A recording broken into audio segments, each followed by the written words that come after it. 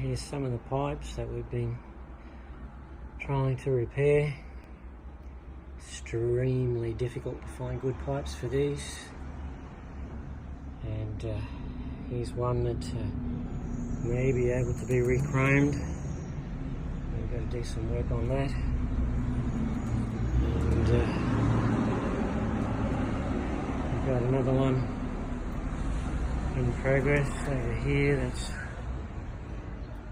dismantled, and this is what's inside. Not very pleasant at all. Rusted from the inside out. But hopefully we can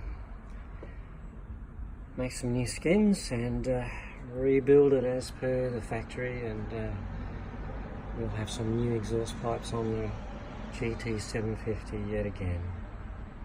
And there we have it.